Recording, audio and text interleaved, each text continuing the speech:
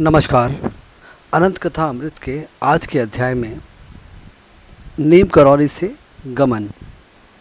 बाबा जी महाराज इसी प्रकार गांव में अपनी मनोहारी आध्यात्मिकता युक्त प्रकृति लीलाएं करते रहे जन कल्याणार्थ। परंतु जहां सत्व का उदय होता है वहीं तामसी प्रवृत्तियां भी उसे नष्ट करने की चेष्टा में रत हो जाती हैं।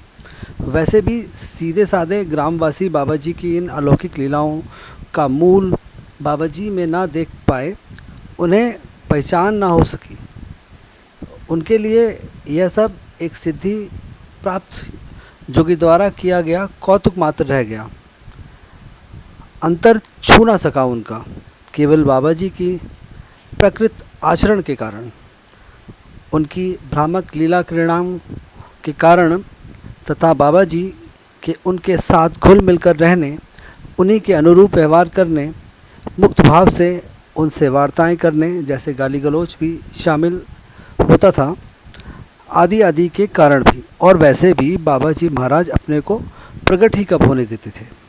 और इसी माहौल में एक ऐसी घटना घटी जिसकी परिणति बाबा जी के गांव छोड़ देने में हो गई और उनके गांव छोड़ने का बहाना बन गई। चूँकि बाबा जी सभी वर्ग, सभी जाति वर्ण के लोगों को समान स्थान देते थे, अपनी दया कृपा हेतु इससे ग्राम का रूढ़िवादी वर्ग उनसे असंतुष्ट हो चला। उनका यह आक्रोश तब और भी भड़क गया जब एक धनी परिवार द्वारा प्रचुर मात्रा में लाए गए स्वर्णदान को भी ब्राह्मणों के मध्य न बांटकर महाराज जी ने लौटा दिया। तभी एक दिन महाराज जी की अनुपस्थिति में इन लोगों ने एक भक्त द्वारा भंडारे हेतु लाए गए घी के टीनों को भी बाबा के विरुद्ध भड़काकर वापस करवा दिया। वह व्यक्ति इन लोगों की बातों में आकर केवल एक टीन छोड़कर बाकी घी वापस ले उठा।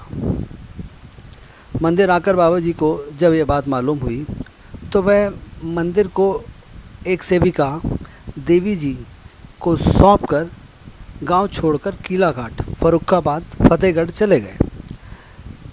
वैसे सत्य तो यही प्रतीत होता है कि अकारण करुण बाबा जी महाराज को अपनी कृपा क्षेत्र का विस्तार करना था, जिसका समय अब आ चुका था। वह कब तक नीम करौरी तक ही बंधे रहकर सीमित रहते। वह नीम करौरी इसके बाद भी आते रहे कभी कभी, पर गांव वालों के जाने बिना, उनसे छिपकर, परंतु अपनी प्रथम कर्मभूमि नीम करौरी के नाम को अपने व्यक्तित्व, अपनी पहचान, अपने नाम का प्रतीक बनाकर अमर कर विश्व विख्यात कर गए स्वयं बाबा नीम करौरी बनकर। आज के लिए बस इतना ही। मिलते हैं अनंत कथा अमृत के एक अन्य अध्याय में। राम राम।